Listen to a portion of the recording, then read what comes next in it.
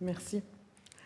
Je voudrais reprendre le propos qui avait été tenu par Pascal Bruckner au début de la séance, avant qu'on dérive vers l'économie et la climatologie et toutes sortes de problèmes très intéressants. Alors, c'est pas facile de parler parce qu'on a déjà dit beaucoup de choses, mais ce qui m'a frappé au cours des derniers mois, c'était l'expression particulière d'une crise de la représentation.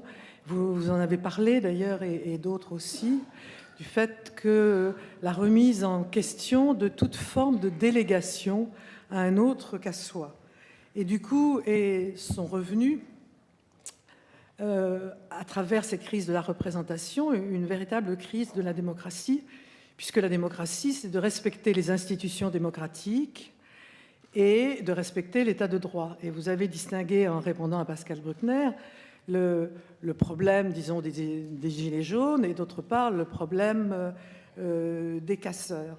Mais les deux ne sont pas tout à fait indépendants l'un de l'autre, puisque une remise en cause des institutions de la démocratie, le refus d'avoir des manifestations organisées, qui était une remise en cause des lois communes, a favorisé le développement, par ailleurs, de l'autre mouvement. Et en même temps sont arrivés, du coup, les mythes de la démocratie totale, directe, absolue, qui a toujours existé en même temps que celui de la République représentative, mais dont on sait qu'aucune expérience n'a montré qu'elle débouchait sur la véritable démocratie, la véritable démocratie étant comportant le respect des institutions. Et alors, à cette occasion, je voudrais faire appel à votre jugement. Si nous pensons qu'il est essentiel de défendre les principes de la citoyenneté, qui sont à la fois le fondement de la légitimité politique, la source du lien social, il faut travailler auprès des jeunes générations, parce que je suis très frappée que des principes qui vraiment allaient de soi pour nous n'ont pas été transmis aux générations suivantes. Et parmi ces principes, il y en a un qui, pour ma génération, était de l'ordre de l'évidence, sur lequel on ne discutait même pas parce qu'il allait de soi, qui était celui de la laïcité. Désormais, nous nous trouvons devant une série de problèmes qui sont liés à des atteintes à la laïcité. Alors, le ministère de l'Éducation nationale lutte vaillamment pour que désormais on cesse, selon la formule du ministre, de mettre la poussière sous le tapis. Mais malgré tout, il semble que ces règles essentielles de la laïcité républicaine soient mal transmises aux jeunes générations. Et il y a un certain nombre de résultats de nos amis politistes sur la non-croyance des jeunes générations à la démocratie qui est inquiétante. Et donc, il me semble qu'il est de notre responsabilité, et donc de votre responsabilité aussi, de rappeler ces principes essentiels, parce qu'ils assurent la liberté et la protection de tous, qu'ils soient religieux ou non. Or, c'est seulement si on se tient à ces principes qu'on pourra lutter contre le racisme, la xénophobie, l'antisémitisme. Je vous rappelle ce que vous savez, Monsieur le Président, c'est que les enfants juifs ne peuvent pas fréquenter toutes les écoles publiques parce que leur sécurité ne peut pas être assurée dans toutes les écoles publiques. Et donc, il faut s'en tenir à ces principes fondateurs et essentiels. Il faut les comprendre. Il ne faut pas invoquer des modèles du monde anglo-saxon qui valent pour des sociétés qui ont une autre tradition libérale que la nôtre. Nous n'avons pas la même histoire qu'eux, nous n'avons pas la même conception de la République, et il ne faut pas qu'au nom d'une imitation d'autres pays, on en vienne à oublier les problèmes essentiels de la citoyenneté républicaine. Et donc, nous aimerions que vous appuyiez de votre autorité, de votre engagement, ceux qui luttent pour qu'à l'école d'abord, mais ensuite dans toutes les autres institutions, la liberté et l'égalité des hommes et des femmes, de tous les individus, ne soient pas remises en cause par des formes de communautarisme qui sont contraires à notre histoire et à notre tradition. Et je voudrais dire un dernier mot sur l'appel au sens. On ne cesse de dire on ne sait pas le sens, on a besoin du sens.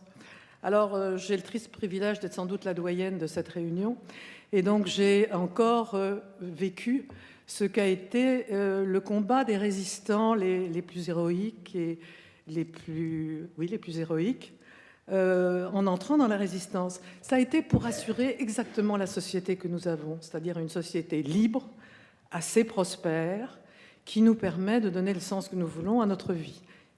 Certains d'entre eux sont morts pour cette idée.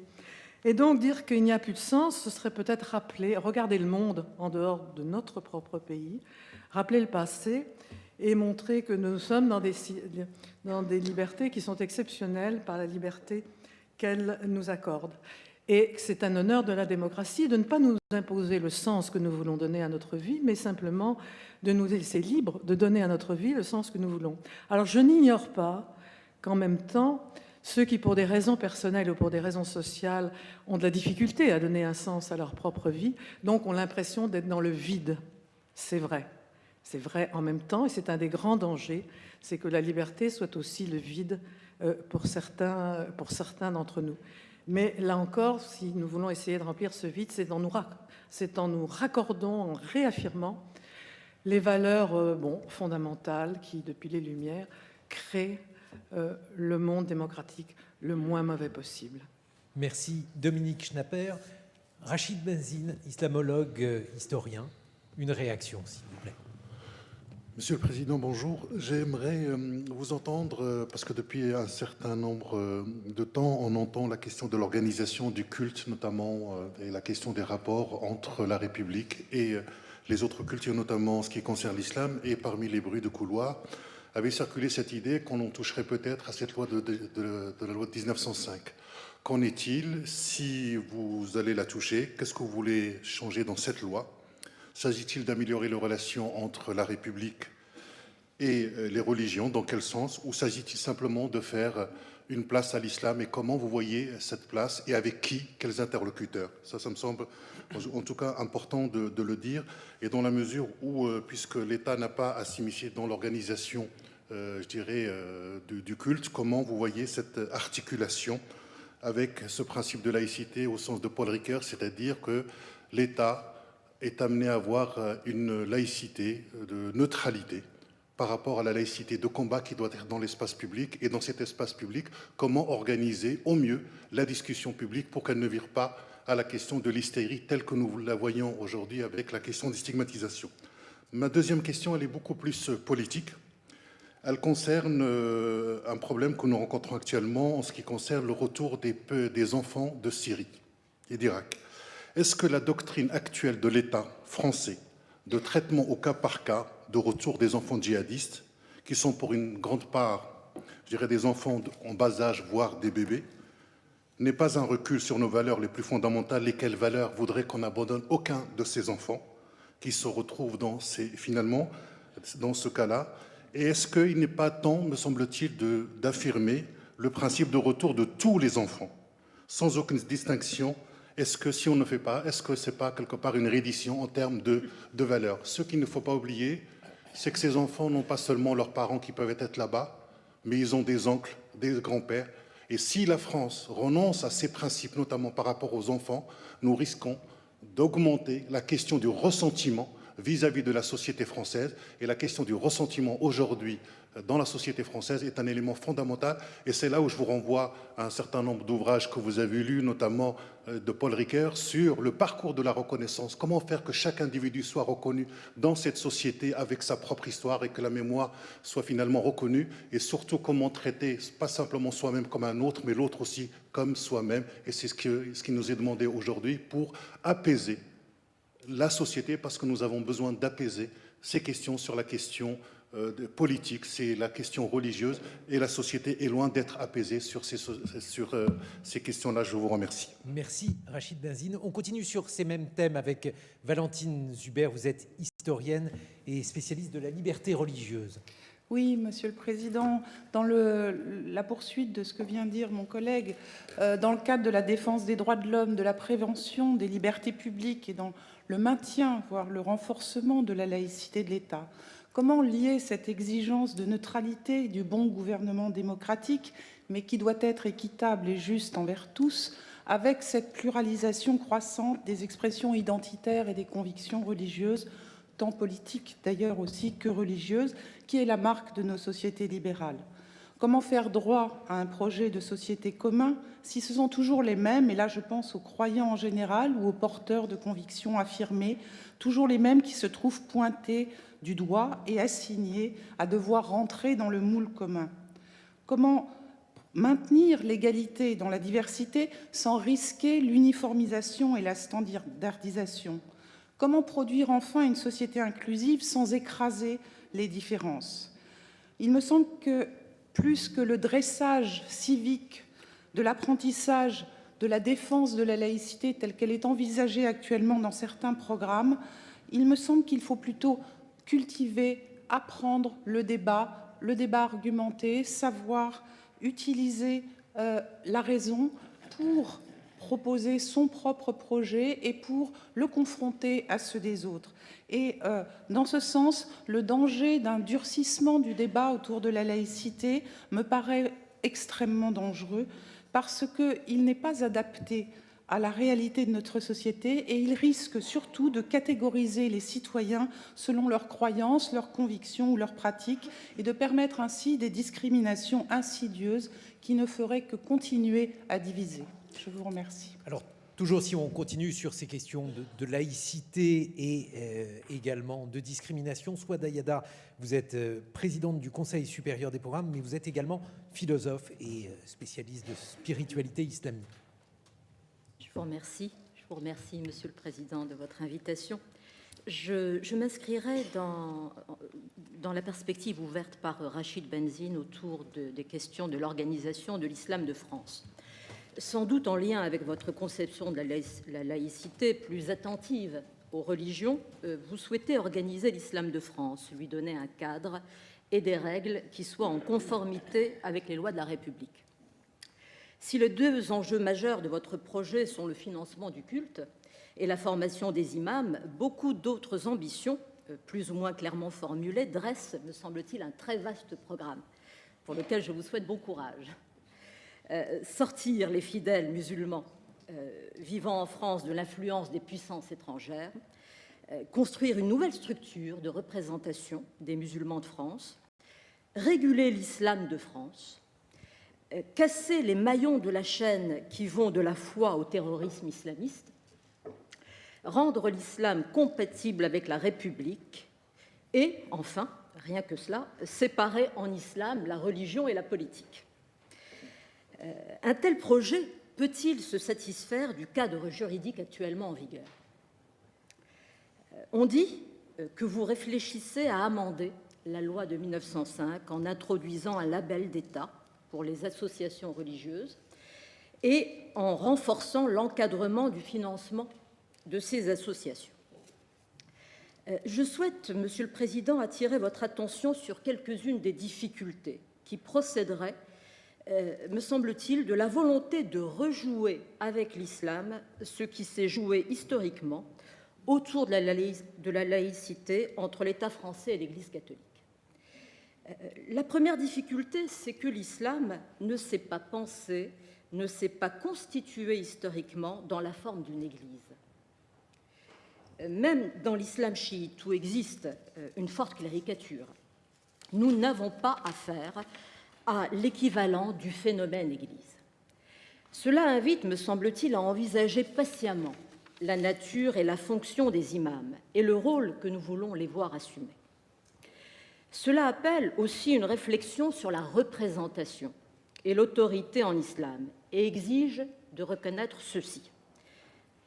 Dès ses origines, l'islam s'est heurté à cette double question de l'autorité et de la représentation, sans jamais, je crois, la résoudre. On peut dire que les débats continus sur cette question ont formé et forment encore la matrice du développement historique de l'islam. Nous le voyons dans les agissements les plus violents. La deuxième difficulté me semble tenir à l'idée même de la religion qui anime l'islam. L'attention exclusive que nous portons aux agissements terroristes et aux manifestations ostensibles de certains musulmans ne doit pas nous faire oublier, nous faire rater les formes spirituelles qui, en islam, dessinent une religion intérieure. Mais là encore, je crois qu'il faut éviter les rapprochements rapides. Cet islam spirituel qui configure une religion intérieure n'est pas tout à fait un islam sécularisé, s'inscrivant dans le mouvement de sortie de la religion. Voilà, donc je crois que c'est un sujet extrêmement embarrassant. Merci, Souada Yada. Il y a beaucoup de personnes qui souhaitent réagir sur ce thème. Olivier Galland, vous êtes sociologue, vous avez mené une enquête récemment à ce sujet. Voilà. Oui, je voudrais d'abord réagir à l'intervention excellente de Dominique Schnapper et la prolonger peut-être de façon un peu plus large sur le rapport des jeunes à la citoyenneté. Alors bien sûr, on a eu un signe favorable avec la participation des jeunes à cette manifestation pour le climat, mais il y a d'autres signes qui sont moins favorables. On voit que la participation des jeunes à la vie citoyenne est relativement faible. Ils participent peu aux élections, ils ont un très faible engagement dans les partis et les syndicats, ils montrent un grand désintérêt pour la politique, leur engagement associatif est relativement modéré et plutôt récréatif. Et puis d'ailleurs, à propos du grand débat, le Cevipof a fait un sondage un peu aléatoire et a regardé la sociologie un peu des participants au grand débat. Moyenne d'âge 60 ans, 5% de jeunes. Donc je sais que vous avez eu un débat avec les jeunes, Monsieur le Président, qui était d'ailleurs excellent. Je l'ai regardé de bout en bout. Et j'ai trouvé ces jeunes d'ailleurs formidables. Ils avaient beaucoup de choses à dire. Mais en fait, dans la société française, on les écoute peu. On les écoute peu, ces jeunes. Mais on voit aussi d'autres signes plus inquiétants. On voit monter des signes de radicalité religieuse. Alors Gilles Kepel, ici présent, pourra en parler mieux que d'autres, mais aussi de radicalité politique.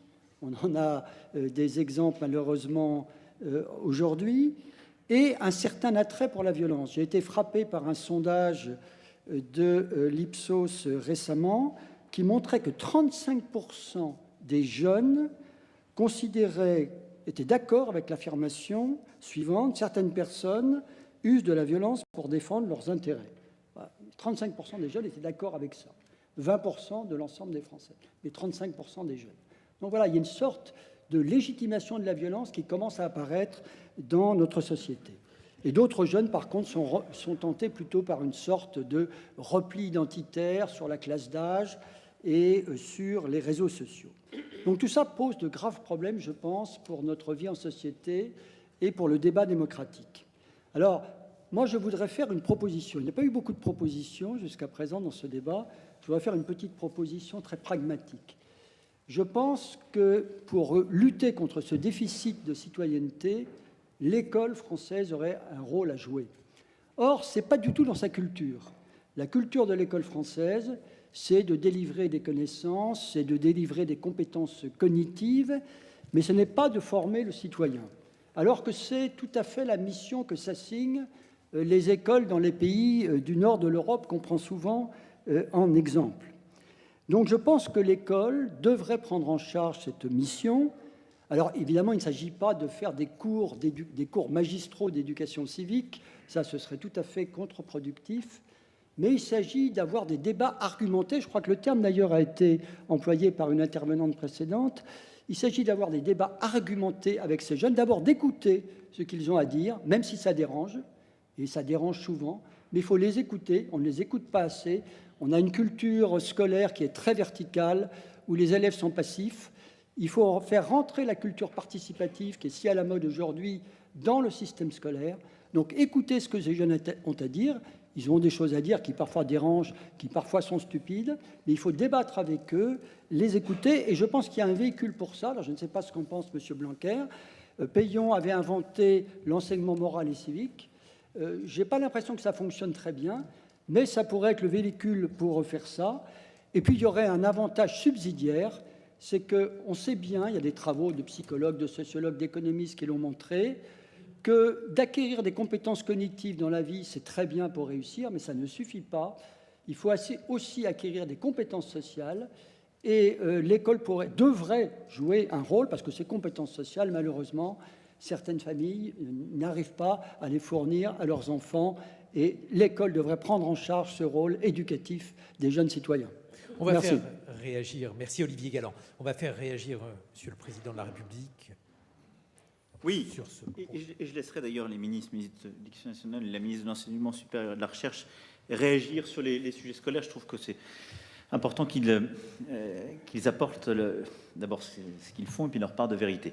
Sur ce qui vient d'être dit, je lis comme vous, hein, je parle de la jeunesse, citoyenneté, je vais remonter sur la problématique laïcité et islam, ce que je les distingue. Sur ce que vous venez de dire, je crois qu'on a bien vu le sujet et au fond, la jeunesse d'aujourd'hui, elle est les résultats de l'école d'hier.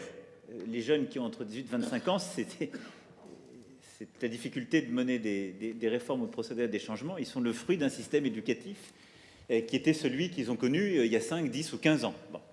Et je crois que ce qu'on veut vraiment bâtir avec cette notion d'école de la confiance correspond pour partie, et d'ailleurs à ce que vous dites, c'est-à-dire en faisant rentrer l'éducation artistique, culturelle, en faisant commencer d'ailleurs l'école plus tôt et en y apportant des éléments plus sensoriels et affectifs pour la plus petite enfance, en valorisant justement les échanges avec des modules conçus de manière adaptée. On cherche justement non seulement à avoir une école qui apprend pour les plus petites classes à lire, écrire, compter, mais aussi se comporter et ensuite progressivement former le citoyen. Donc l'idée c'est vraiment d'aller dans ce sens, de donner de la confiance, jusqu'à d'ailleurs la politique d'orientation. C'est tout le lien qui est fait entre l'école, en tout cas le lycée et le supérieur, avec ce fameux débat qu'il y a eu autour de Parcoursup, et ce qu'on prévoit dans l'école pour aider les élèves puis les étudiants à s'orienter et à choisir. Parce que notre système scolaire, il était surtout formidablement fait pour être déterministe sur le plan des choix, c'est-à-dire ces vies empêchées qu'on évoquait tout à l'heure, elles allaient jusqu'au choix ultime. On en parlait avec les ministres, l'école dans laquelle on vivait, c'est une école où un jeune en sortant de terminale, la plupart du temps, il choisissait les choses en regardant ce que ses parents faisaient ou les offres éducatives qu'il y avait autour de la maison, c'est-à-dire dans la ville la plus proche, quand on regarde les éléments statistiques, ce qui est vraiment le cœur du faible choix. Donc, moi j'ai bien conscience de ce que vous dites, je laisserai les ministres compléter, mais l'idée de former des citoyens et en quelque sorte progressivement d'amener les collégiens, lycéens, puis les étudiants pleinement à cette part de sortie de l'état de minorité, si je puis dire, ce qui correspond à la philosophie qu'on a pour toute la société, est au cœur de ce qu'on veut faire et de reconnaître qu'il n'y a pas que des compétences cognitives. Alors après, vous avez ouvert un continent, et donc je vais essayer de dire comment, à titre personnel, je vois les choses, et au-delà de titre personnel, les engagements que j'ai pris et ce à quoi je crois. La crise de la représentativité et au fond cette crise de l'état de droit, elle a évidemment beaucoup d'autres composantes que simplement le sujet des atteintes à la laïcité. On l'a bien vu, c'est au fond le respect de l'autre, et je le dis parce que la laïcité n'est qu'une part de cela. Et dans les tensions que nous vivons aujourd'hui, il y a au fond l'idée que la frustration que je ressens ou mon désaccord avec une décision ou une situation que je vis justifie la violence politique et le non-respect de l'autre.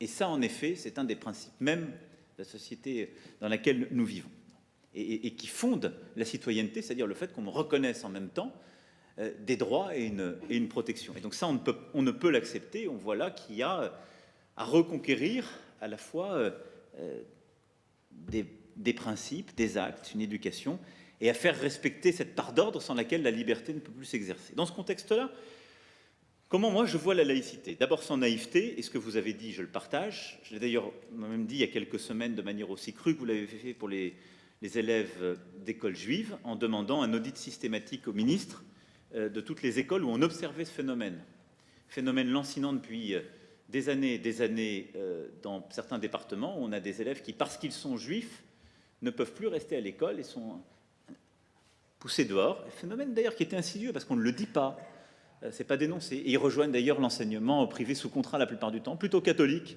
qu'autre chose, avec des phénomènes de recomposition du coup et de désagrégation dans certains endroits de l'école de la République. Donc je suis totalement sur cette ligne. Nous avons d'ailleurs, sur la base d'une proposition sénatoriale, aussi durci les choses et les contrôles sur les écoles, proposition de loi dite Gatel, qui nous a d'ailleurs permis, lorsque certaines écoles ne respectaient pas ces règles, de pouvoir les fermer, ce qui n'était pas possible jusqu'alors, et donc de ramener les enfants dans le giron de l'école de la République et de lutter contre le communautarisme. Moi, ma vision est claire, c'est 1905 et rien que 1905. La laïcité n'a pas d'adjectif qu'on doit lui accoler. Moi, je ne lui en ai pas accolé. Mais je n'en ai jamais fait non plus une forme de religion de la République contre une autre. La laïcité, c'est, j'ai toujours dit, tel que je le vois, un principe de la République qui assure la liberté de chacun et la protège. Et donc permet à chacun de croire ou de ne pas croire, de le faire librement, et n'a à s'immiscer dans la vie d'aucune religion. S'en décline évidemment la neutralité des services publics, et de ce fait, elle est un cadre. La difficulté qu'on a, c'est qu'on met derrière la laïcité des peurs qui ne sont pas directement liées à ce principe, et qu'on met la peur de l'immigration, parfois la peur de l'autre tout court, et la volonté d'imposer un modèle qu'on verrait comme dominant par rapport à un autre. Donc, par rapport à ce que je viens de dire, je ne souhaite pas qu'on change la loi de 1905 et ce qu'elle représente et ce qu'elle permet de préserver. Et je n'en ai jamais fait non plus une interprétation qui me semble aller au-delà de ce que ses pairs, j'allais dire pour apporter une touche d'humour spirituel, lui ont apporté. Une fois qu'on a dit ça, j'ai souvent dit, je ne demande à personne en République de croire modérément ou pas. Cela ne m'intéresse pas. Je veux que chacun puisse croire ou ne pas croire librement, que dans le cadre de sa foi, ça puisse être aussi absolu qu'il ait besoin de la vivre, mais je demande aux mêmes citoyens de respecter absolument toutes les règles de la République. C'est comme ça que je vois les choses. Et je pense que dans nos débats, nous avons souvent d'ailleurs entremêlé les notions en demandant d'être modérément musulman, par exemple, ou de vouloir construire une forme de modération. On demande qu'un protestant ou catholique d'être modéré. On lui demande, à la rigueur, je dirais même que de là où on est, on se fiche de savoir ce qu'il est, on lui donne la possibilité de l'être comme il veut, mais de ne respecter absolument toutes les règles de la République. C'est ça la laïcité. C'est ça la laïcité. Alors ensuite, tel que nous le vivons aujourd'hui, on a un sujet avec l'islam. Et donc, de la même manière qu'il ne faut pas dire « le problème c'est la laïcité », il y a un sujet avec l'islam qui a multiples facettes. Parce qu'il y a, certains ont parlé d'insécurité culturelle, mais il y a au fond, dans notre pays, quelque chose qui se vit où on mélange le fait cultuel, le fait culturel, le fait migratoire. Et tout ça s'entremêlant, on va dire que ça s'écraserait sur la laïcité. Pour moi, ça n'est pas la laïcité. C'est une question de savoir comment on construit le cadre de vie en commun. Ensemble, quand on a des débats sur le burkini ou que sais-je, ça n'a rien à voir avec la laïcité, ce n'est pas cultuel. C'est un débat qui, à la rigueur, a à voir avec l'ordre public et la capacité à garder le calme dans un espace social, à se dire est-ce que c'est acceptable par les uns et les autres et comment on veut vivre ensemble. Mais ce n'est pas la même chose que la laïcité. Je veux poser ce cadre parce qu'il me semble que c'est fondamental si on veut pouvoir progresser. Et donc, nous avons aujourd'hui dans notre société à réussir à installer la place de l'islam, qui est une religion qui n'était quasiment pas présente au moment de la loi de 1905, qui, compte tenu des migrations des dernières décennies, a pris plus de place dans notre société et qui a à faire jouer des tensions qui sont à la fois migratoires, de représentation et sur voilà, qui fait vibrer toutes les cordes que je viens d'évoquer. Et je pense que ça, il faut le regarder en face, ce défi.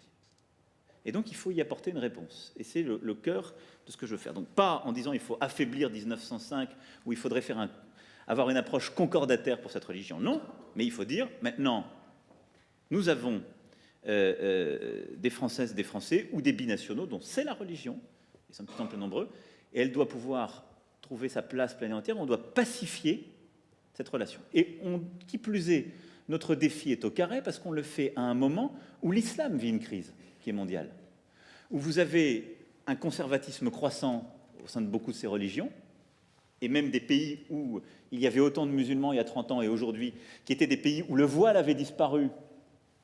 Beaucoup de pays du Maghreb, du Proche et Moyen-Orient voient le voile réapparaître. Donc c'est, je dirais, un mouvement qui est lié à l'islam lui-même, qui n'est pas lié à notre société à nous. Donc il y a un conservatisme qui monte, des tensions qui montent au sein de l'islam, et où l'expérience de cette religion entre le fait spirituel et le fait politique n'est pas la même que celle que nous vivons. Et donc, dans ce contexte-là, nous devons penser un cadre où on ne doit rien transiger de cette séparation.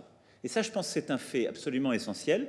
Rien ne peut être transigé. Et donc, cette séparation entre l'Église et l'État, il faut réussir à la penser et l'articuler pleinement. Et donc, toute immixtion dans ce qui est de l'ordre de l'État ou de l'organisation de la société, du fait d'une religion, ne peut être acceptée. Et c'est là où il y a un point de tension très fort, avec certaines personnes qui organisent ce culte, le font vivre, et qui sont sur des mouvements plus conservateurs. Et là-dessus, il s'agit de distinguer aussi les choses. Ce ne sont pas des gens qui vont conduire au terrorisme, mais qui ont une vision très conservatrice et de type politique de l'islam.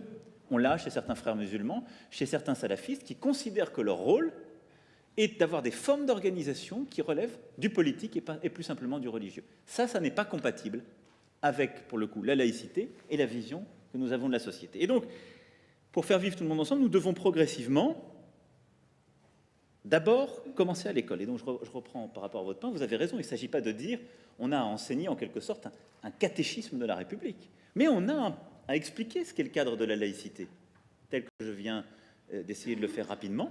Et c'est d'ailleurs dans le projet du ministre à expliquer ce que j'appellerais l'histoire des civilisations, et d'expliquer pour que chacun puisse se faire justement son opinion et soit instruit des éléments d'histoire qu'il y a derrière parfois les croyances des uns et des autres. Mais à l'école, on ne doit rien céder de ce que certains aujourd'hui, ce sur quoi certains voudraient nous faire reculer, le relativisme sur les théories de l'évolution, l'impossibilité d'enseigner tel ou tel événement historique parce qu'il ne relève pas de ce que la religion accepte. Ça, c'est une ligne rouge absolue. Ensuite, quand on regarde l'islam, et plusieurs dans cette salle ont mené des enquêtes et des travaux très nourris sur ce sujet et sont beaucoup plus complets que moi, on peut voir qu'on a un vrai problème en effet d'organisation. Et vous avez raison, c'est lié au fait que l'islam ne s'est pas pensé de la même manière que les autres religions du livre qui sont présentes de plus longue date. Néanmoins, d'autres religions ont à vivre ce durcissement. On pourrait parler de l'évangélisme si on était sur d'autres continents. Nous serions au Brésil, je pense qu'on serait plus soucieux d'une plus grande radicalité de l'évangélisme que de l'islam. Donc, ce qu'on voit et qui pointe ici, qui nous bouscule, existe sous d'autres formes ailleurs. Mais je pense que notre devoir dans les réformes à conduite, c'est de clarifier les sujets de financement, parce que ces sujets de financement aujourd'hui nourrissent certains groupuscules qui ne respectent pas les lois de la République, nourrissent des comportements qui sont des comportements de sécession de la République, introduisent beaucoup de confusion. Et donc il faut remettre de la transparence. La loi de 1905 d'ailleurs le permet, c'est les compromis qu'on a passés avec la loi de 1905 qui ont rendu les choses plus faibles.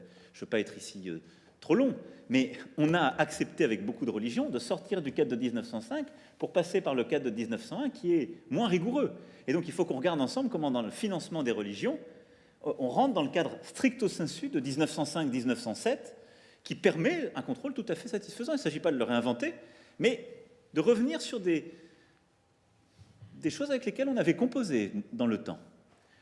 Ensuite, on a le sujet de l'islam consulaire qui pose des questions différentes selon les pays de référence et qui pose tout particulièrement, pour se parler toujours aussi franchement ici, un vrai sujet par rapport à la Turquie.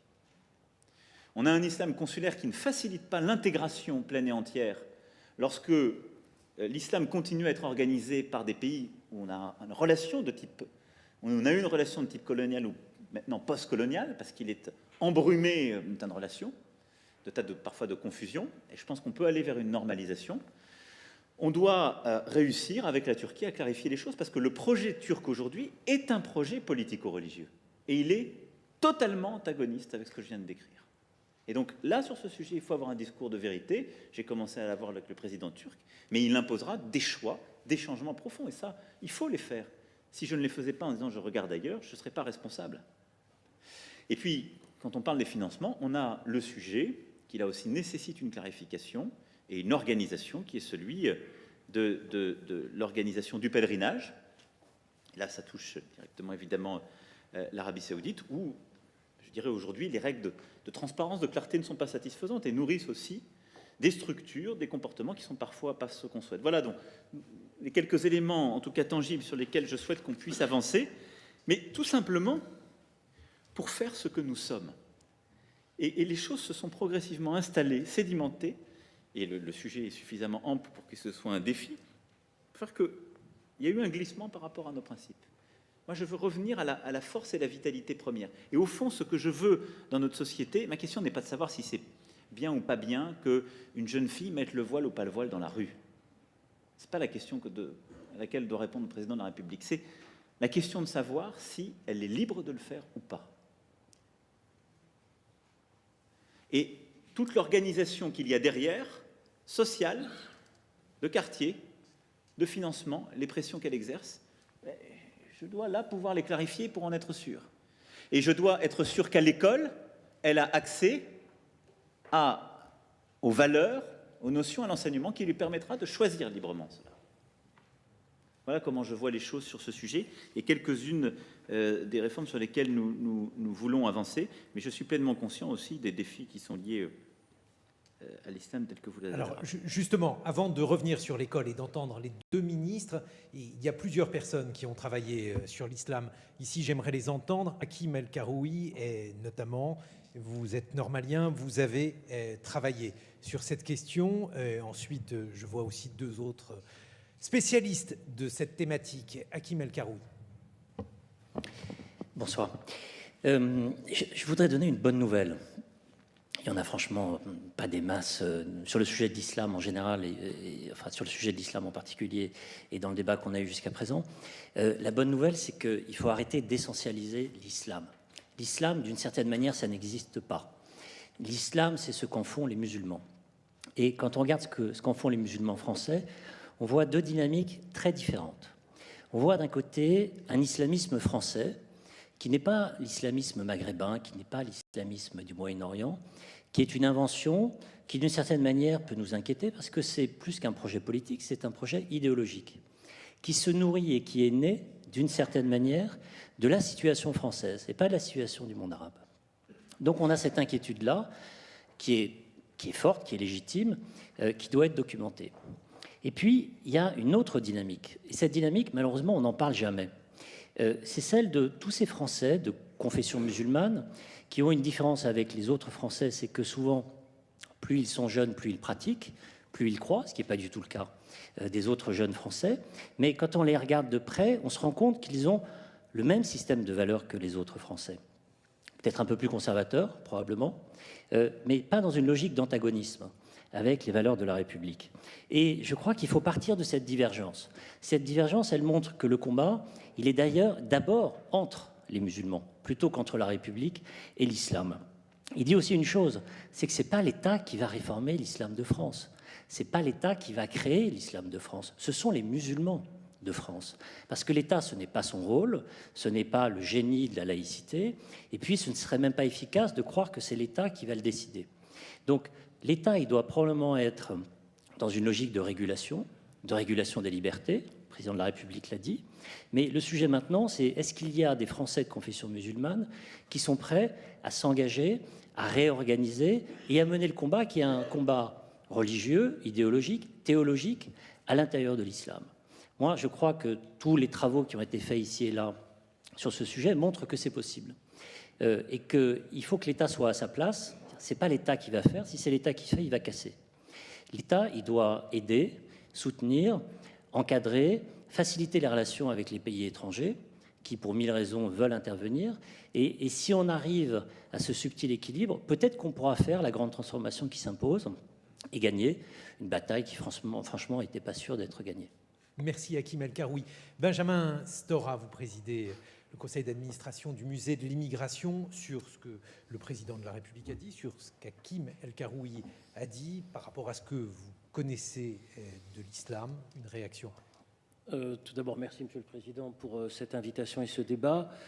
Je dirais que dans le flot des images négatives concernant l'islam et les pays arabes, alors on ne va pas tous les énumérer, le chaos, les guerres, les réfugiés, le terrorisme, etc. Il y a une éclaircie, c'est l'Algérie d'aujourd'hui. Parce que dans l'Algérie d'aujourd'hui, nous avons des millions de personnes qui manifestent pour la démocratie politique et pour un système de représentation qui leur appartienne en propre. Cet événement, qui est considérable, aura des répercussions pour tout le monde méditerranéen et donc pour la France, qui est une puissance méditerranéenne. Alors la question, parce que je vais être très rapide, sinon on va terminer très tard et tout le monde va être très fatigué, la question simplement que je voudrais poser est la suivante. Comment faire en sorte que la France puisse intervenir pour soutenir les démocrates algériens, alors qu'elle a, comme nous le savons,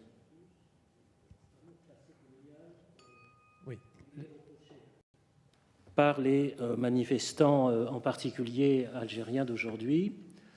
Et donc il y a ce subtil équilibre qu'il faut essayer de trouver entre une forme de soutien à la démocratie algérienne en train de se constituer sous nos yeux, dans des cortèges mêlés où hommes et femmes manifestent ensemble.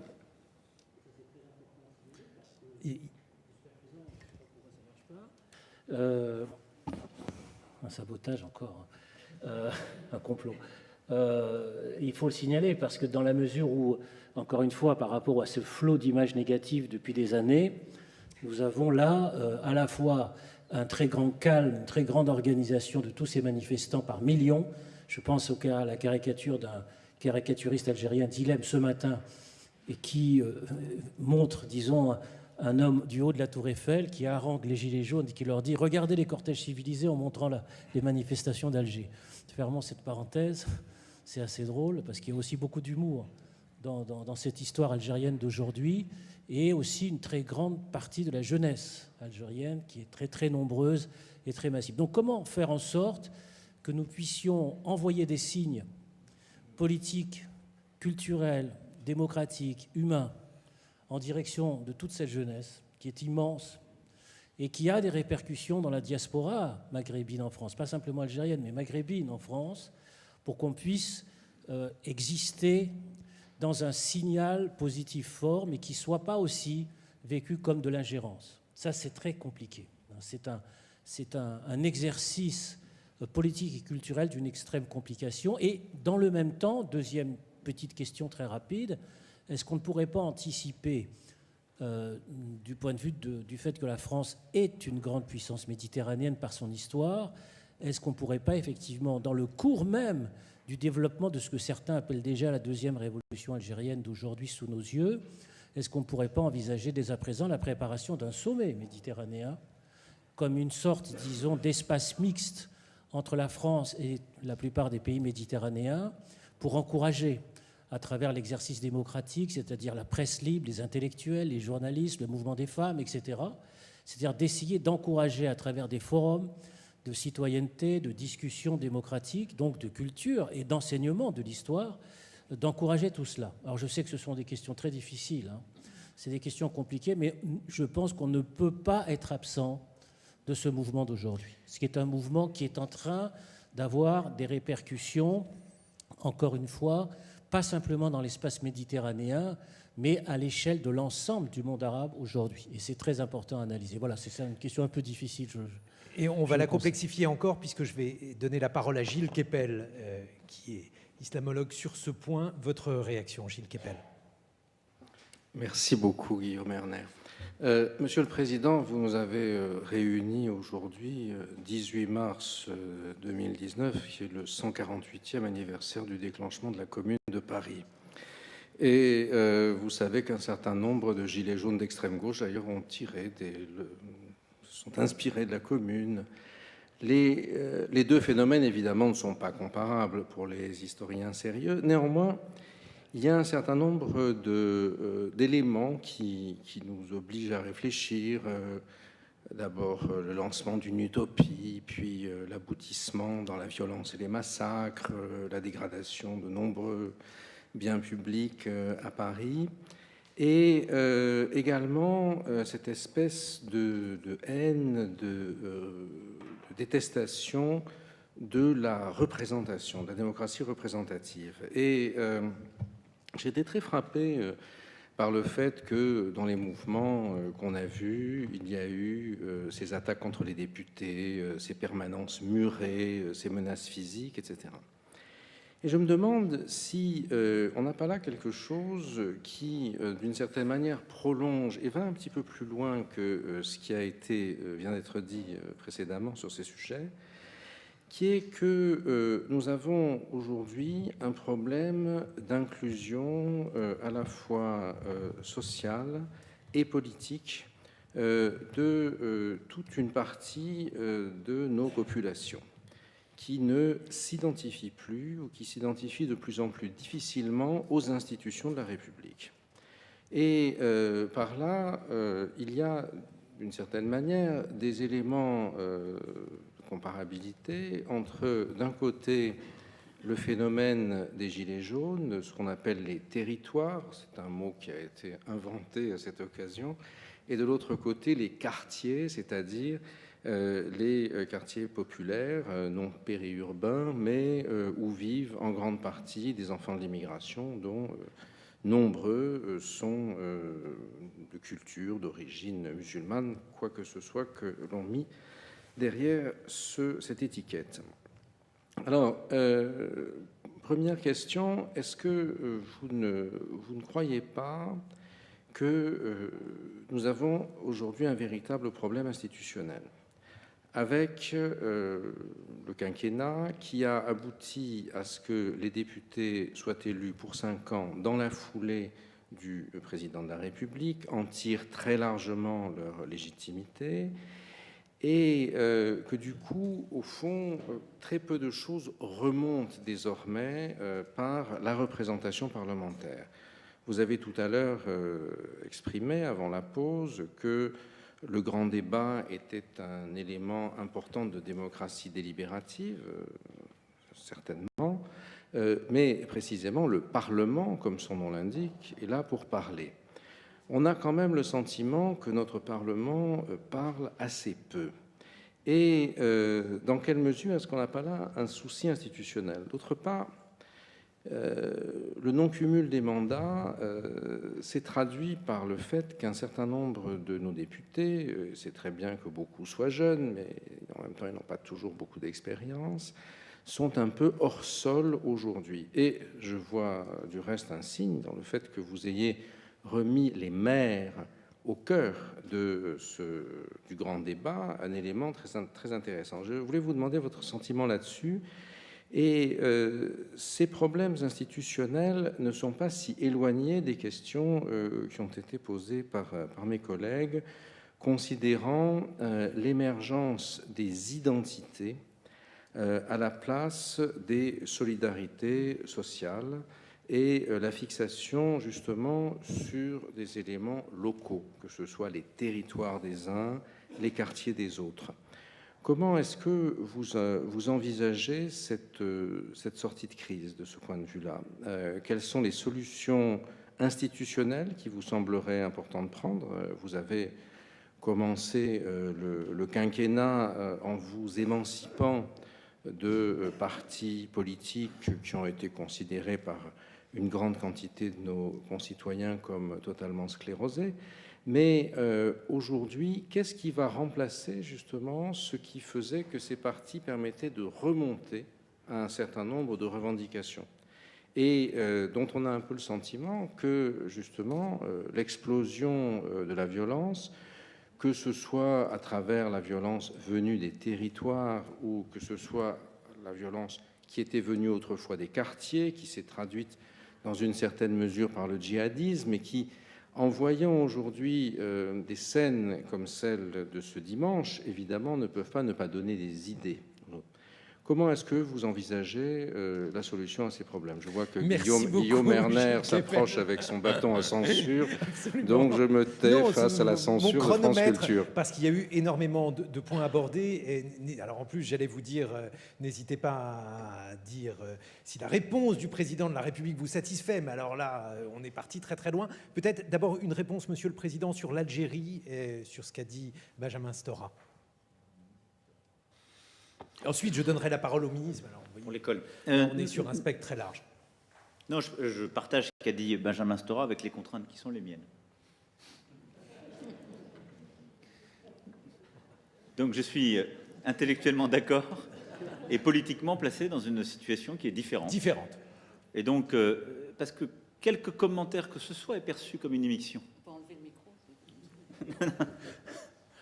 Donc, c'est la grande difficulté. Il y a des échanges qui sont constants pour essayer d'accompagner ce qui est une forme de transition des dirigeants. Mes homologues, de là où je suis, ce sont les dirigeants.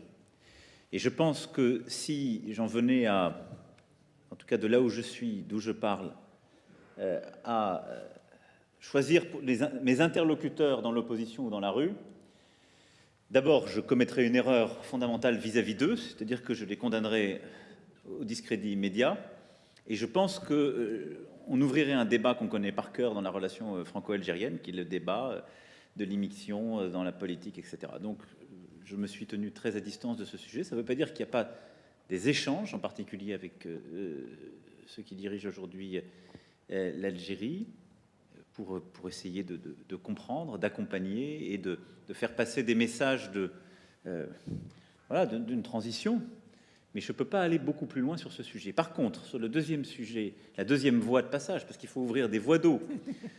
D'abord, par rapport à ça, je pense que pour le coup, vous êtes beaucoup plus à même que moi d'agir efficacement. Qu'est-ce que vous voulez dire? C'est-à-dire que la société civile, l'académique, le monde intellectuel, l'Algérie est un pays jeune, où pendant trop d'années, moi je l'ai dit quand je me suis rendu en Algérie, on a considéré que l'avenir d'un jeune Algérien ou d'une jeune Algérienne qui voulait réussir, c'était venir faire ses études en France. Moi j'étais frappé même quand on offrait des programmes avec les ministres en Algérie, les gens disaient ça n'a pas l'air terrible. Et donc il y a quelque chose à faire avec les milieux académiques, scientifiques, intellectuels, et les échanges qu'il peut y avoir entre intellectuels. Ça, c'est quelque chose de très utile, et qui n'est, si je puis dire, pas entouré ou nimbé de soupçons. Ensuite, moi, j'ai pris la décision d'organiser pour le mois de juin, donc de réaliser le rêve de Benjamin Stora, mais il ne le savait pas encore, au mois de juin, un sommet qu'on a appelé des deux rives. C'est pas nouveau, l'idée d'avoir une politique méditerranéenne. C'est une politique qui s'est souvent ensablée, sans mauvais jeu de mots, dans le conflit du Proche Moyen-Orient ou dans les divisions européennes. L'idée là, c'est d'avoir un sommet 5+5, donc pas simplement la France et justement les 5 pays de l'autre rive, mais d'associer nos partenaires européens qui sont intéressés au sujet, et de le faire avec les gouvernements, mais aussi les jeunesses, le monde intellectuel, le monde culturel. Et donc d'avoir une déclinaison pour que ce dialogue se nourrisse, parce que je pense aussi que c'est une des manières de reconstruire un vrai dialogue au sein du Maghreb, qui aujourd'hui s'est fracturé sur beaucoup d'autres sujets.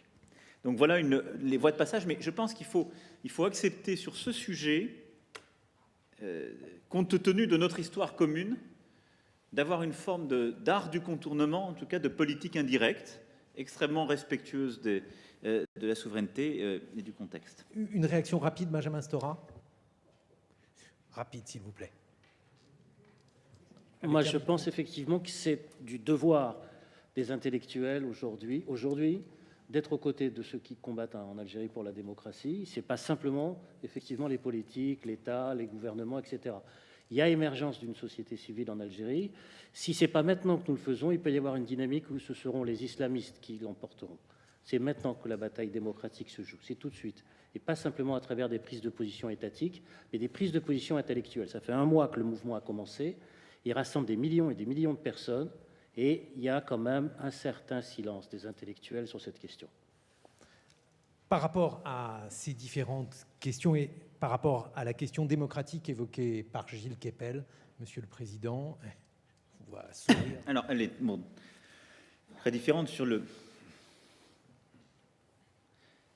sujet de l'inclusion sociale et politique d'une partie de la population, telle que l'a évoqué Gilles Kepel. D'abord, je pense qu'il faut, si on regarde les choses, il y a dans cette salle des gens qui ont dû le regarder de beaucoup plus près que moi, mais ça n'est pas la France de l'exclusion sociale qui est sortie dans la rue.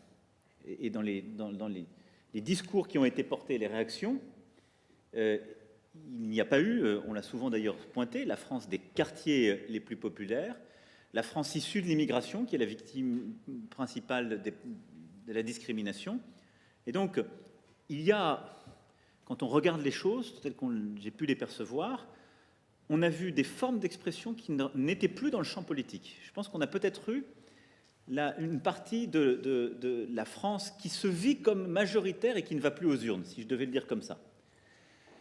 Elle est principalement, on a vu des femmes seules, des familles monoparentales qu'on ne voyait pas dans les mouvements sociaux, les formes d'expression politique. On a eu des personnes, commerçants, artisans au début du mouvement, des gens qui travaillent mais dont les salaires sont très modestes et qui considèrent qu'ils n'arrivent pas à vivre de leur travail. On a ensuite des gens qui vivent des minima, mais je dirais qu'ils sont venus peut-être moins au début de la crise, parce qu'il y a eu des mutations progressives de personnes présentes et des retraités modestes. Et donc, je le dis parce que ça correspond plus en effet à une fracture territoriale quand on regarde les choses, une forme de sentiment de décrochage. Et dans les discours, quand on a lu ces discours, c'est aussi une réaction par rapport à des droits qu'on accorderait à certaines minorités ou à des politiques de reconnaissance de minorités, alors même que le cœur du projet ne serait pas respecté, ou le cœur du pacte ne serait pas respecté par rapport à ce que ces personnes vivent. Je le dis parce que le caractère inédit de ce qui s'est passé est là, et donc me semble traduire quelque chose de différent d'un problème d'inclusion sociale. Il est plus complexe, et c'est pour ça que mon analyse, c'est qu'il porte au cœur du projet national et européen, et donc de ce que nous... Voilà, c'est pas un sujet d'une catégorie, mais de plusieurs. Alors, sur le sujet institutionnel, il y en a un. Est-ce qu'il est la réponse la plus immédiate? On va voir ce qui remonte, y compris de celles et ceux qui ont en charge d'y réfléchir. Je pense qu'on peut faire mieux respirer notre démocratie. Moi-même, j'avais pris des engagements, et donc j'espère qu'ils pourront se traduire, d'avoir plus de proportionnalité dans les votes, de redonner de la vigueur à un rôle à plus de parlements. Et donc un Parlement qui parle, c'est un Parlement qui évalue et qui peut contrôler, qui a un pouvoir de contrôle et d'évaluation supplémentaire. Quand je regarde l'évolution de notre système parlementaire ces dernières décennies, on a plutôt donné davantage de place au Parlement. La réforme de 2008 ou les réformes précédentes ont donné plus de place au Parlement, beaucoup à travers le temps et le pouvoir d'amendement. Assez peu à travers le pouvoir, en tout cas on n'a pas pris le pouvoir d'évaluation des politiques publiques, qui est un vrai pouvoir, et de mise en cause de responsabilités politiques, qui est un vrai pouvoir du Parlement. Et les démocraties fortes, ils ne font pas 10 fois plus d'amendements que nous. D'ailleurs, il faut regarder numériquement. On fait aujourd'hui même beaucoup plus d'amendements que certains régimes totalement parlementaires. Hein. Mais on ne s'est pas saisi de cette forme de contrôle. Donc ça doit pouvoir bouger. Après, sur le système institutionnel, il est clair que le phasage, le quinquennat, qui a écrasé le temps présidentiel sur le temps parlementaire, et le phasage tel qu'il a été décidé, crée une primauté de la démarche présidentielle, mais que je ne fais que décrire. C'est ce qu'il faisait dire. Quand j'étais en campagne et qu'on me disait à l'époque, référence à notre discussion sur les partis, mon pauvre, vous n'aurez jamais de majorité, je disais, vous vous trompez, le système, il est fait comme ça. Un souffle de légitimité. Bon, est-ce qu'il faut le changer? Est-ce qu'il faut changer les durées de temps? Vous me permettrez de penser que si je suis le dernier à l'installer au moment où on se parle de manière, à mon avis, la plus neutre ou la plus audible. C'est un sujet que les constitutionnalistes, les parlementaires, les intellectuels peuvent faire émerger. Si le président de la République se met à dire « moi je pense que pour moi-même il faudrait que ça dure différemment autre », j'ai pris des engagements sur la proportionnelle, je souhaite qu'on puisse les mettre en œuvre. Il y a des résistances et des différences parce qu'il faut une majorité au 3/5, mais voilà. Et après, sur le non-cumul des mandats et le lien avec le territoire, je pense que ça aussi, c'est une question d'organisation du temps parlementaire. Je ne suis pas sûr que multiplier les mandats permette de mieux sentir le territoire. C'est d'ailleurs aussi vrai, beaucoup de systèmes qui sont parlementaires ne multiplient pas les mandats. Je pense qu'il faut, dans le temps parlementaire, qu'il y ait un temps dévolu à la présence locale. Et donc ça veut dire qu'être parlementaire, ça ne veut pas dire passer son temps dans l'hémicycle. Et c'est là où nous devons réguler le temps parlementaire, le gouvernement comme le Parlement, sans doute différemment, pour être sûr qu'il y a du temps sur le terrain qui permette d'avoir ces remontées et d'avoir de ressentir les vibrations du terrain. Je ne pense pas que ça passe avant tout par une reconstruction du cumul qui, on l'a vu dans le temps, ne permet pas d'exercer au mieux les deux fonctions. Et les parlementaires, il se trouve qu'il y en a un qui a la double casquette aujourd'hui qui est dans cette salle, savent bien que quand on veut le faire vraiment, un emploi à temps plein. La question, c'est, je pense, plutôt de savoir comment on réduit le temps strictement du parlementaire qui légifère pour lui donner plus de temps du parlementaire qui évalue et permettre d'avoir du temps de parlementaire qui est au contact de ses concitoyens et qui voit la société se faire, bouger et qui peut être ce relais. Voilà quelques réactions par rapport à ce que vous avez dit, mais le sujet institutionnel et de la respiration démocratique me semble, au-delà de ça, aller dans les formes de place qu'on donne aux citoyens dans la décision, la construction de la décision et la transparence qu'on donne à celle-ci. Les problèmes se sont tellement complexifiés et la décision s'est tellement écartée du citoyen que le sentiment d'appropriation de la décision et de compréhension aujourd'hui est atteint. Et donc c'est ça qu'il nous faut réparer. Ce sont deux pistes, mais je pense qu'il y en a aussi plusieurs autres. Avant d'évoquer la question de l'école, j'aimerais qu'on écoute Boris Cyrulnik, que je vois en train de griffonner. Vous êtes psychiatre et neurologue. J'aimerais que vous nous donniez votre point de vue sur l'école. Alors, Monsieur le Président, effectivement, l'Organisme mondial de la santé évalue actuellement en Occident à 20% le nombre de gens qui souffrent constamment de troubles psychiatriques, ce qui fait qu'à la fin d'une biographie, à peu près 25 à 30% de la population aura connu un épisode psychiatrique. Donc en France, c'est la première cause d'invalidité, c'est la deuxième cause d'arrêt de travail, et ça joue certainement un rôle important dans les troubles sociaux, dans la difficulté des socialisations. Le coût social de ces souffrances est faramineux, puisque pour les enfants pris en charge à l'aide sociale, chaque année, ces enfants malheureux coûtent au moins 12 milliards d'euros chaque année. Si on ajoute au manque gagné de ces enfants qui deviendront des adultes mal socialisés, on arrive à des chiffres énormes. Il faut actuellement un temps de latence de 16 mois en moyenne entre le moment où un enfant est alerté, où un enfant est en difficulté, et le moment où une famille d'accueil ou une institution pourra le prendre en charge. C'est-à-dire que 16 mois pour un enfant de 3, 4, 5 ans, c'est énorme. C'est de quoi éteindre son cerveau, altérer sa psychologie et bien sûr altérer toutes les acquisitions de socialisation. Or, c'est la première fois dans l'histoire de la psychiatrie qu'on peut évaluer un peu plus scientifiquement et aborder ces problèmes. Les problèmes génétiques sont décrits, mais ils sont finalement assez rares. En revanche, les problèmes neurodéveloppementaux sont évalués, photographiés, mesurés, et on sait maintenant comment ils participent à la dysfonction cérébrale qui empêche ensuite les apprentissages et les relations sociales. Principalement, c'est l'appauvrissement de la niche affective préverbale, les premiers mois de la vie où là, on peut prendre des décisions politiques et des décisions éducatives, parce qu'on sait qu'à ce moment-là, les trois grands facteurs du délabrement d'un enfant sont l'isolement affectif, la violence conjugale et la précarité sociale. Or, on peut agir peut-être sur ces facteurs, ces déterminants. On sait aussi qu'à chaque fois qu'il y a un bouleversement socio-culturel, il y a un pic psychiatrique, même quand ce bouleversement est un progrès social. Et beaucoup de gens n'arrivent pas à s'adapter à la nouvelle culture et profitent de l'amélioration et bien sûr du fracas pour manifester des troubles psychiatriques. Or, actuellement, les bouleversements socio-culturels sont immenses. La mondialisation, les guerres qu'on dit chroniques, mais qui se répètent régulièrement, le climat, l'urbanisation, qui joue un grand rôle parce qu'il y a des quartiers où la culture entre difficilement, le vieillissement de la population, qui est en train de probablement de participer à ce qu'on a dit plusieurs fois ce soir, à une société en grumeaux. Je ne sais pas comment on peut dire, un grumeau social, je ne sais pas comment dire. Or, il se trouve que toutes ces étapes, la prévention est possible.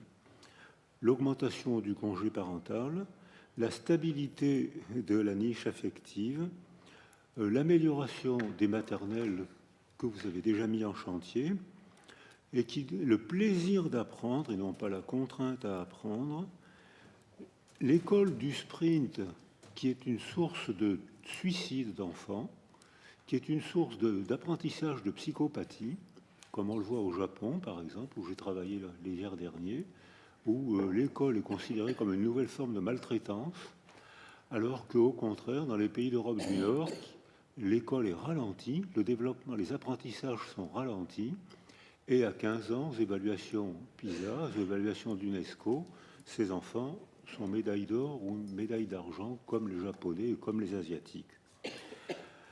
Or, les améliorations sont déjà en cours en Europe. Les Anglais s'occupent de mieux en mieux des schizophrènes en faisant participer la famille aux soins. Et quand la famille entre à l'école et participe aux soins, on constate que les patients consomment 2 fois moins de médicaments, rechutent 2 fois moins, et que la famille déprime 2 fois moins.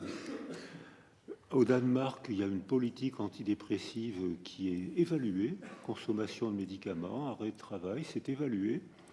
En Belgique, la prise en charge des enfants autistes est bien meilleure qu'en France, puisque beaucoup d'enfants français de la France du Nord vont se faire soigner en Belgique.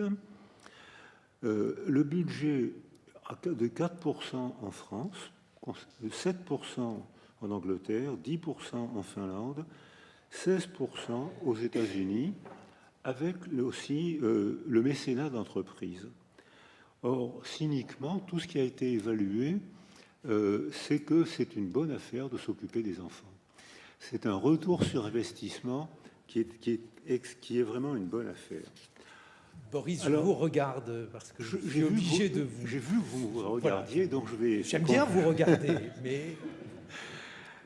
Donc, Monsieur le Président, est-ce qu'on ne pourrait pas envisager une nouvelle politique de la santé mentale, une nouvelle prévention par l'éducation, d'une nouvelle prise en charge des soins, une nouvelle recherche, puisque les conditions de la psychiatrie sont différentes maintenant, où la neurologie s'associe aux déterminants socioculturels, donc envisager de moderniser la psychiatrie française alors que elle n'a jamais été autant délabrée aujourd'hui, que ce soit en consultation en ville, la prise en charge dans les hôpitaux.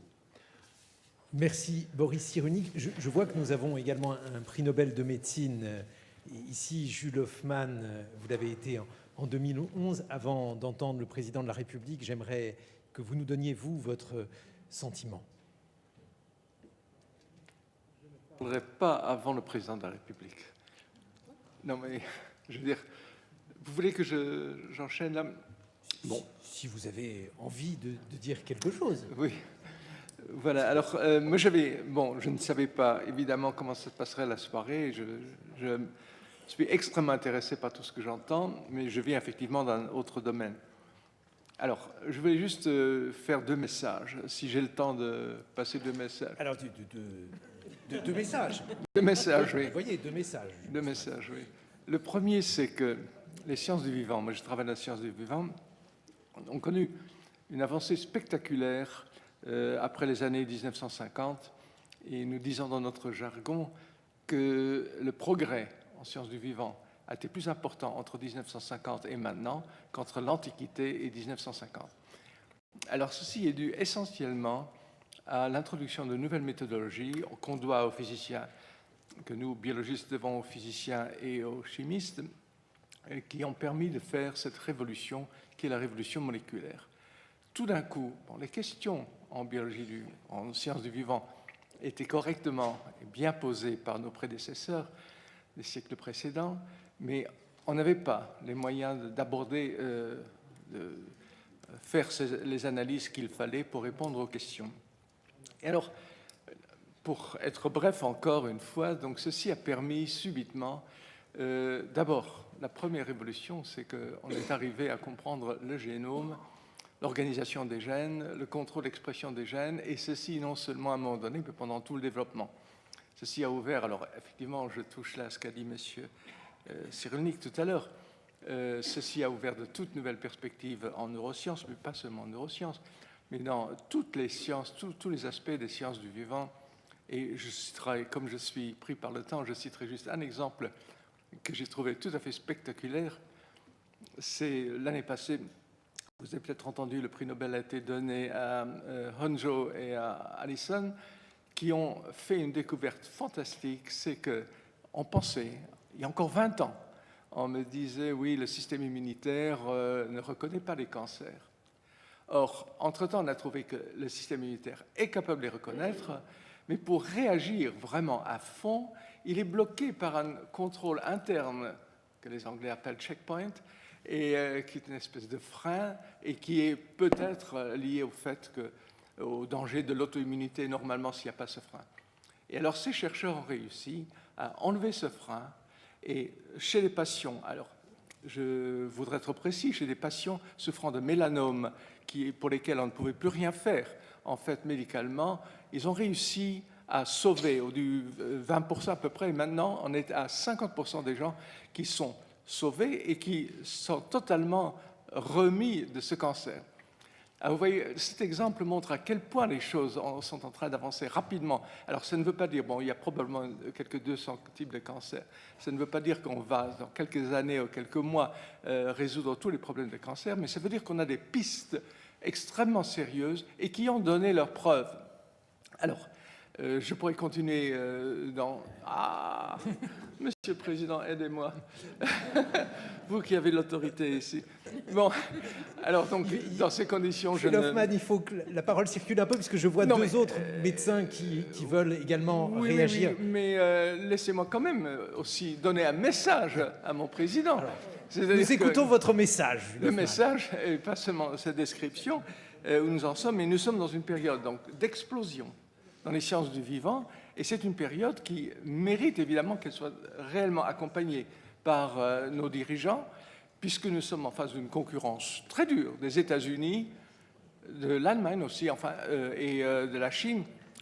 J'allais dire, mais on n'a pas le temps de parler de la recherche européenne, où on a vraiment de bons contacts avec les différentes personnes, mais ce qui pose problème, Monsieur le Président, il faut que vous le sentiez, c'est l'attractivité des carrières de la recherche actuellement, qui sont la situation des jeunes chercheurs est honteuse pour notre pays. Il y a d'autres prix Nobel qui opinent du chef. D'abord, René Friedman voulait la parole. Vous êtes médecin spécialiste de la reproduction et je crois que vous avez vous aussi un message à faire passer. Oui, tout d'abord, je reprends ce qui vient d'être dit sur l'excellence d'abord de beaucoup de médecins en France et surtout de ces découvertes qui sont fabuleuses. Vous avez fait référence au prix Nobel dernier, mais il y en a énormément, que ce soit en génétique. On est devant une médecine qui se développe, qui développe les connaissances et les possibilités d'action de façon extraordinaire. Ceci dit, pour revenir aux questions peut-être plus pratiques, nous sommes confrontés avec un débat sur la santé qui n'avait pas été prévu et qui me semble devoir être abordé peut-être sous différents angles. Tout d'abord parce que l'accès aux soins et l'équité est vraiment une question qui est au cœur de tous nos concitoyens. Deuxièmement parce que nous sommes au moment où un projet de loi sur ma santé en 2022 est discuté, et donc il y a quelque part une conjonction entre cette situation, cette préoccupation plus générale du développement de la médecine, le fait qu'il y ait une loi, et puis la question démocratique que vous avez évoquée tout à l'heure, Monsieur le Président. En effet, vous parliez d'une médiation d'intérêt, d'une médiation aussi territoriale.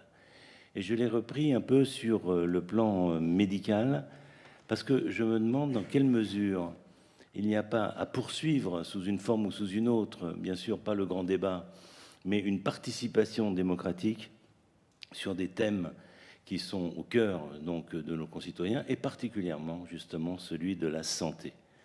Il me semble donc que la démocratie sanitaire pourrait être un exemple de cette transition vers le futur qui a été évoquée par le grand débat, mais qui nécessite d'une part, et si j'ai bien compris votre intervention, le maintien des corps existants, mais aussi de développer un nouvel espace, et peut-être un espace donc d'une démocratie qu'on peut appeler délibérative, qui n'est pas bien sûr la décision à prendre de façon uniquement médicale, mais qui permet à tous les gens concernés par les problèmes de santé d'intervenir.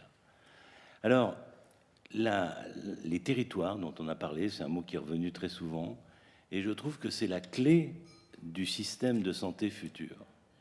Bien sûr qu'il y a les statuts de praticiens hospitaliers, les règles de l'éducation nationale en termes de faculté de médecine doivent être communs sur tout le territoire français. Néanmoins, la prise en compte du phénomène médical dans un territoire donné me semble vraiment être la clé.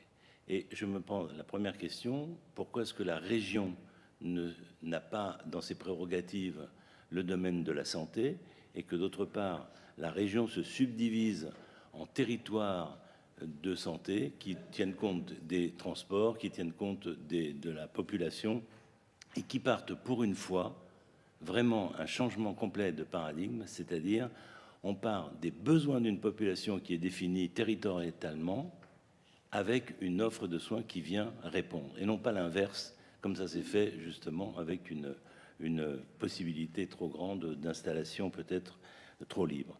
Une co-gouvernance à tous les niveaux, médical et administratif, car, comme vous le savez, la décision de donner, je veux dire, aux administratifs simplement le pouvoir, comme l'a voulu un ancien président de la République, dans tous les établissements, dans tous les domaines de la santé, a été une catastrophe qui a participé, je dirais, au manque d'investissement de la plupart des équipes médicales, et donc en retour, bien sûr, par l'adhésion de nos concitoyens. Donc, une responsabilité territoire de santé et un débat qui se poursuit peut-être de cette façon me semble, en tous les cas, un point important. Pour terminer, je voudrais quand même aborder ce qui me caractérise, ça ne sera pas une surprise, sur la procréation médicalement assistée, où là aussi, il y a, par contre, à l'inverse de ce qui vient d'être dit, sur le caractère exemplaire de la recherche scientifique française, nous sommes en perte de vitesse totale. Nous étions au début, en France, nous étions participants aux recherches fondamentales, aux recherches cliniques et au développement du traitement de la reproduction. Aujourd'hui, il est très rare que des Français soient dans les congrès internationaux, car la limitation, je dirais, législative, et en particulier des problèmes de recherche, est telle qu'il n'y a plus de l'éclat français qui existait auparavant. Il y a donc une véritable nécessité, mais je ne vais pas revenir dessus, de rediscuter, bien sûr, et les lois de bioéthique ont été déjà abordées, et vous avez émis votre opinion. Mais ce que je voudrais dire, c'est que étendre les indications de la PMA, pourquoi pas? Je veux dire, ça se discute et nous sommes plutôt favorables. Le nous représente la majorité des médecins et des biologistes, mais on ne peut pas l'étendre si on a un procédé qui n'est pas à la hauteur des espérances. Entre mots, si les résultats ne sont pas là où ils devraient être. Or, pour qu'ils le soient, il faut qu'on remonte là aussi en arrière, la prévention, l'information, la recherche et la possibilité fondamentale d'une vigilance éthique. Voilà 4 points dont je vois par le signal qui m'est fait que je ne peux pas développer, mais je le garde en réserve pour une autre fois. Merci beaucoup, René mais Friedman. C'est fondamental, ce plan, je dirais, la nécessité, je termine là-dessus, peut-être d'avoir un plan de lutte contre l'infertilité qui aborde toutes les questions de psychologique, biologique, recherche et mode d'action vis-à-vis de nos concitoyens. On va rajouter un plan, le plan sociologique avec Irène Théry, est sur la question de la PMA et de la famille au sens large. Votre point de vue, Irène Théry. Oui, Monsieur le Président, merci aussi de cette invitation. Nous connaissons vos engagements sur la question de la bioéthique. Vous les avez rappelés, je n'ai aucune inquiétude sur ce point, mais en même temps, je suis sensible au recul successif de ce débat, de la conclusion, on va dire plutôt, de ce débat sur la bioéthique qui devait avoir lieu en 2018, puis en 2019, dont on envisage peut-être qu'elle sera en 2020. Et le sentiment de beaucoup de nos concitoyens, c'est qu'il y a un malaise derrière ces reculs, et pas simplement des calculs d'opportunités politiques ou d'encombrement parlementaire. Alors je voudrais qu'on parle un peu de ce malaise. On a le sentiment qu'il y a en France, je dirais, un traumatisme de la période du mariage pour tous, qui a été un moment très difficile pour le pays et qui a été paradoxalement, pour les homosexuels de France, l'année la pire de leur vie. Alors même que nous étions en train, collectivement, de les intégrer au cœur de nos institutions. Donc ce paradoxe, il n'a jamais été vraiment discuté jusqu'au bout, et tout se passe comme si les politiques, je parle de façon générale, étaient un peu dans la sidération que ça recommence. Et donc je pense qu'il y a un problème derrière ça, qui est un problème très profond et dont je voudrais dire deux mots. C'est simplement que, pour moi, ce qui est en train de se passer sur le mariage, sur la filiation, sur les transformations de la parenté, participe, on va dire, d'une nouvelle donne qui concerne les sexes et les sexualités.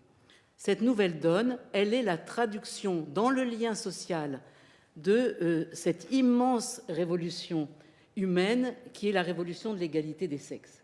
L'égalité des sexes, ce n'est pas simplement plus de droits pour les femmes, plus d'opportunités pour les femmes, dans une perspective comparative qui est indispensable, hein, mais qui n'est pas suffisante. C'est aussi une nouvelle règle du jeu social dans sa dimension sexuée, pour les rapports entre les hommes et les femmes, entre les hommes. Et nous venons de très loin. Jusqu'à présent, toutes les sociétés humaines ont vécu sur un principe de lien par la complémentarité hiérarchique. Louis Dumont nous l'a appris, la hiérarchie, ce n'est pas la même chose que l'inégalité, c'est l'englobement de la valeur contraire. Et c'était la façon de se lier, un monde masculin, un monde féminin, une excellence masculine, une excellence féminine.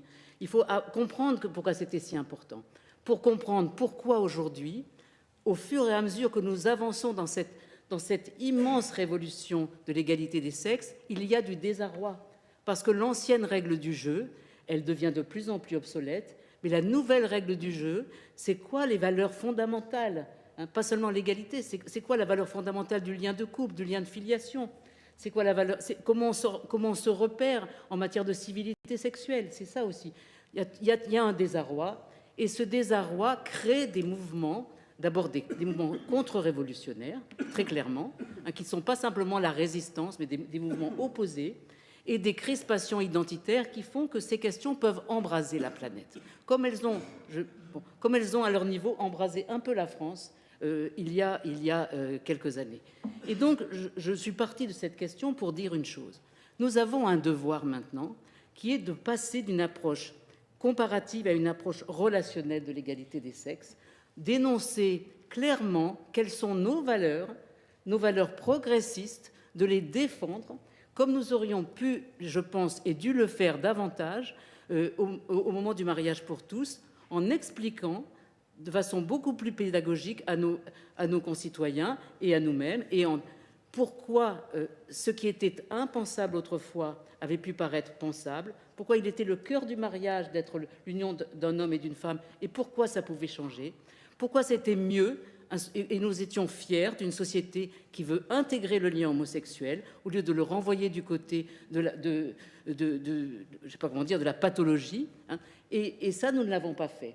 Et je pense que par rapport aux nouvelles générations, je regrette d'apparaître une génération qui a un peu renoncé sur ces sujets à énoncer publiquement les valeurs qui pourtant nous animent tous, qui font que dans les familles, on se lève le matin, qui font qu'on est fier de soi, qui font que ceux qui ont entouré ces changements sont fiers de les avoir menés. Nous devons avoir un discours positif et ne plus penser que c'est une façon de revenir à une sorte de modèle unique. Non, un discours sur les valeurs communes qui transcendent nos différences et qui fasse que face aux contestations qu'il y a sur ces sujets, où l'Occident est quelquefois pointé du doigt, hein, comme le lieu de l'immoralité, le lieu dans lequel les femmes ne sont plus respectées, etc., nous défendions fièrement cette évolution. Cette évolution et cette révolution, à la fois donc en notre sein. Donc commençons par fièrement défendre la rénovation des lois de bioéthique. Voilà, nous avons des valeurs fortes à défendre, et ça, je sais que le professeur Delfraissy a été tout à fait remarquable. Hein. Nous devons changer par rapport à notre système habituel de mensonges, par exemple. Nous devons défendre que les familles issues de dons sont des familles dignes, qui ont une place au soleil, que nous devons les défendre. Bon, j'aurais beaucoup trop de choses à dire, et je vois que Guillaume, lui aussi, me dit... D'autant qu'il est 21h52, Irène Théry. C'est la moitié du ciel qui était en cause, mais c'est vrai que je ne dois pas dépasser de la moitié de mon... Je suis désolé, il est 21h52, et à 22h, il y a un journal sur France Culture. Monsieur le Président, si vous souhaitez répondre, alors il y a vraiment beaucoup de points qui ont été abordés, avec donc une question posée sur la santé mentale par Boris Cyrulnik. Beaucoup de choses ont été dites.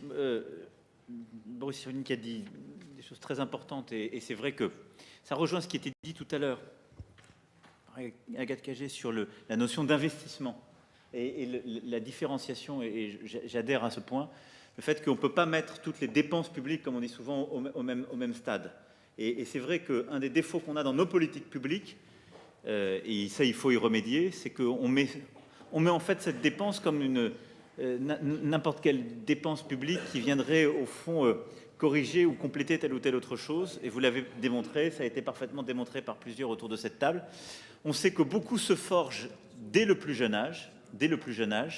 On sait que, et vous l'avez montré, ça se structure par les conditions affectives, par l'alimentation, par le contexte.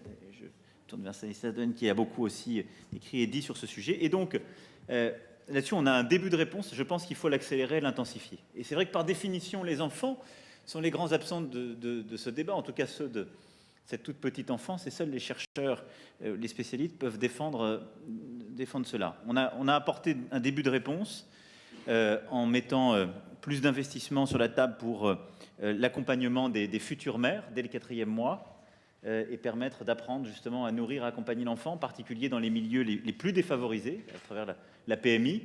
C'est ce qu'on a décidé de commencer à faire pour aussi accompagner les premiers mois, ce qu'on fait avec justement l'obligation d'aller à l'école maternelle dès 3 ans, qui permet de mettre tout le monde pour le temps plein scolaire dans ces mêmes rails. Mais on a encore beaucoup à faire pour mieux éduquer, mieux apprendre le métier d'être parent et mieux accompagner. Et les exemples que vous avez donnés, c'est vrai, l'illustrent parfaitement. Quand on regarde le modèle finlandais, par exemple, il a des vrais résultats éducatifs, cognitifs, d'inclusion sociale, etc. Et donc là-dessus, je suis profondément convaincu et je pense qu'il faut qu'on aille plus loin. Et donc qu'on investisse davantage. Et ça doit être un des points de sortie du débat. Sur l'autisme, on l'a fait. Là aussi, le plan est en train de se déployer, mais en s'inspirant justement de ces modèles-là, avec le diagnostic en particulier systématique, qui était un de nos points faibles. Alors, il y a toujours le débat ensuite sur les structures. C'est vrai qu'on en a moins qu'ailleurs, mais je dirais que surtout on diagnostique plus tard, et du coup on inclut aussi beaucoup moins dans l'école. Or, on le sait, pour beaucoup d'enfants qui ont des troubles de type autistique, être à l'école, parfois avec un auxiliaire de vie scolaire, c'est une manière justement d'avoir une place dans la société et d'évoluer aussi de manière beaucoup plus heureuse. Donc ça, c'était sur la très petite enfance, les premiers mois, et la conviction que, au fond, pour moi, quand on dit repenser le projet de la nation, le projet éducatif doit être un pilier, en particulier dès la toute petite enfance. Oui, sur la psychiatrie, et ça fait partie des ambitions qu'on doit conduire. On doit s'interroger d'ailleurs sur, au-delà de ça, les différences disciplinaires que nous avons dans nos propres systèmes ne sont pas les mêmes chez les autres, mais la psychiatrie est devenue l'un des parents pauvres, et je ne reviens pas sur les chiffres que vous avez donnés, donc je suis totalement d'accord. Sur l'investissement dans la recherche et son attractivité, c'est un deuxième vrai levier. Je ne suis pas non plus à convaincre. La MIS est en train de préparer justement cela pour la fin d'année, et là aussi, nous devons être au rendez-vous et ne pas mettre la nature de ce qu'on investit dans l'attractivité de notre recherche, la capacité à garder les talents, à les forger, mais à garder de l'excellence scientifique dans notre pays n'est pas à discuter et doit être un levier. Au niveau français comme au niveau européen, c'est une bataille qu'on aura à mener sur le budget européen. Sur beaucoup de sujets vitaux, nous sommes en train de décrocher. Je pense à l'intelligence artificielle, parce que Cédric Villani qui est avec nous. L'Europe, c'est 10% des investissements publics-privés en intelligence artificielle. Et donc là aussi, on a non seulement à remettre de l'investissement public, mais à réussir à remobiliser de l'investissement privé en parallèle. Mais on a un choix, nous, publics, à faire, et il devra être au rendez-vous. Sur ce sujet, le professeur Friedman aussi évoqué ce point. Alors, sur santé et territoire, vous avez parfaitement raison. Le grand sujet des compétences, moi je l'ai dit tout à fait ouvert, et même je pense qu'il est souhaitable qu'on ait un temps de décentralisation. Après, je pense qu'on a trop peu territorialisé nos politiques de santé. La loi santé apporte une réponse à ça en ce qu'elle décloisonne le public et le privé à l'échelle d'un territoire en permettant ces flexibilités. Et c'est vrai que notre organisation aujourd'hui fait que l'insécurité, l'inquiétude de nos concitoyens sur les territoires se nourrit principalement de 3 choses. La fermeture des services publics en général, mais c'est l'école et la santé. Quand une classe ferme ou quand il n'y a plus le médecin, ce n'est pas forcément l'hôpital, mais quand il n'y a plus la personne qui soigne qui est là, c'est l'inquiétude parce que la vie normale ne peut plus être et on ne se projette plus. Est-ce que pour autant on considère qu'il faut tout mettre au niveau des régions? C'est un vrai choix. Moi j'y suis ouvert. Le modèle qu'on a simplement, qui est un modèle où la recherche est accrochée à l'hôpital par son modèle clinique, fait que ça veut dire qu'il me semble qu'il ne faut pas faire de côte mal taillée. Il faut dans ces cas-là décentraliser la politique de santé, mais avec elle la politique de recherche qui l'accompagne, et en tout cas la partie de recherche clinique, il me semble. Parce que dans nos générations de décentralisation jusque-là, ce qui a très mal fonctionné, c'est qu'on décentralise toujours un bout. Donc il n'y a plus personne qui est responsable. Et donc c'est un système qui démocratiquement est mal né. Sur ce que vous avez dit, qui est un autre versant des lois de bioéthique, et je parle sous le contrôle là aussi de la ministre de la Recherche et du professeur Delfrécy, moi j'y suis totalement favorable. C'est un débat qui a très peu pris dans le, si je puis dire, le débat démocratique citoyen, mais qui serait de nature normalement à lever au fond beaucoup plus de tensions ou d'inquiétudes. Mais c'est étonnant qu'à ce stade, il n'en ait pas fait naître. Or, il est là et c'est un sujet absolument majeur. Celui justement de l'ouverture de certaines recherches cliniques, de certaines utilisations. Moi, je pense que les propositions qui sont faites sont à la fois justes sur le plan éthique et de nature à nous remettre justement dans la course de la recherche et de la recherche fondamentale et appliquée et de l'excellence du soin tel que vous le revendiquez. Et donc moi, j'y suis favorable. Alors ensuite, par rapport à ce que vous disiez, c'est le lien dans ces lois de bioéthique, moi je souscris totalement à ce que vous avez dit sur, au fond, l'inquiétude qui est née et le trouble qui sont liés, il faut que je conclue, j'ai compris, de ces nouvelles règles du jeu social. Il n'y a pas de malaise de mon côté. Il y a eu cette volonté que par la décantation, on essaie de traiter la part qui me semblait en tout cas opérable de là où je suis. J'ai pris des engagements, un travail a été lancé qui avait sa propre logique, et il me semblait qu'en tout cas, on ne pourra pas enlever le travail qui a été fait par le comité d'éthique et tous ceux qui s'y sont joints. Et on ne pourra pas dire qu'il n'y a pas eu de débat dans la société sur ce sujet. Je constate que certains de ces débats ne se sont pas apaisés, pour les raisons que vous évoquiez. Ensuite, là, on est dans un temps qui m'a paru nécessaire derrière, qui est le temps du débat de tous les groupes parlementaires, pour que, là aussi, il ne puisse pas y avoir en quelque sorte une capture et une espèce d'anti-jeu qui se fasse. Mais pour moi, la décision vient, le Premier ministre a annoncé le calendrier qui est celui du gouvernement, qui est celui de juin, et après, ça n'enlèvera pas tout du malaise, ça n'enlèvera pas tout de ce que cela bouscule, mais je pense que ces mois pris sont un véritable acquis à la fois démocratique et sur la capacité qu'on aura à ce que ces changements soient acceptés, y compris pour les grands perdants de la règle, de ces changements. Monsieur le Président de la République, merci. Il est 22h, on se retrouve dans un quart d'heure pour prolonger le débat et la conversation. Le journal sur France Culture. Rosalie Lafarge, bonjour Rosalie.